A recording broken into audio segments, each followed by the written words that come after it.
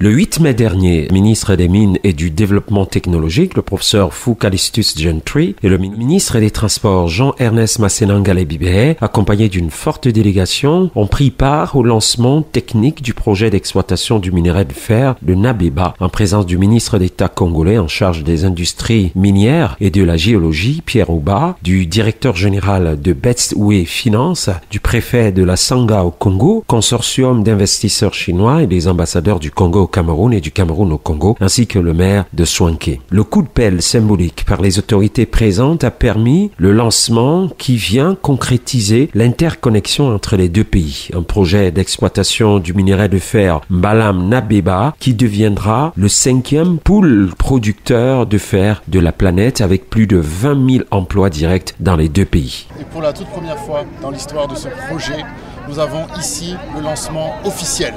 non pas seulement de la mine de Nabeba, mais du méga projet Avima Bagondo Nabeba qui regroupe les 3 mines, mais aussi un chemin de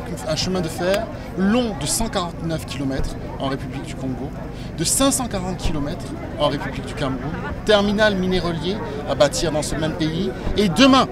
un chemin de fer de plus de 1300 km en République du Congo et un terminal minéralier additionnel au sein du port autonome de Pointe-Noire. Alors oui, aujourd'hui, nous sommes fiers de le dire, c'est le début effectif, enfin, de ce projet pour des mines qui sont connues, au final, depuis plus de 40 ans. Mais nous tenons à le dire avec beaucoup d'humilité. Cette grande victoire qui est ce lancement d'aujourd'hui est avant tout due au soutien extraordinaire de son Excellence, Monsieur le Président de la République, Denis Sassou Nguesso, chef de l'État, et de son Excellence, Monsieur le Président de la République du Cameroun, Paul Biya, et de leur équipe gouvernementale.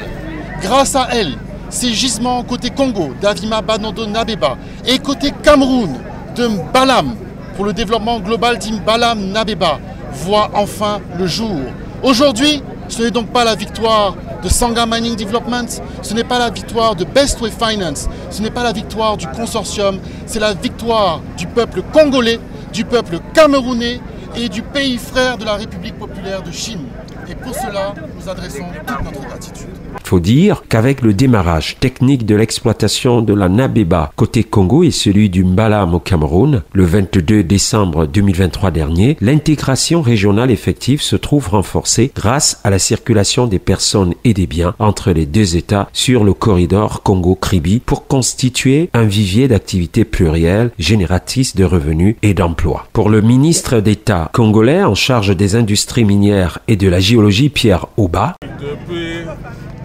le premier jour de travail sur ce projet, sur ce méga projet, sous l'impulsion des deux présidents Paul Biya et Denis Sassou Nguesso, nous avons toujours répété et réitéré notre détermination de conduire à bon port dans l'intérêt des populations du Congo et du Cameroun, surtout de la jeunesse.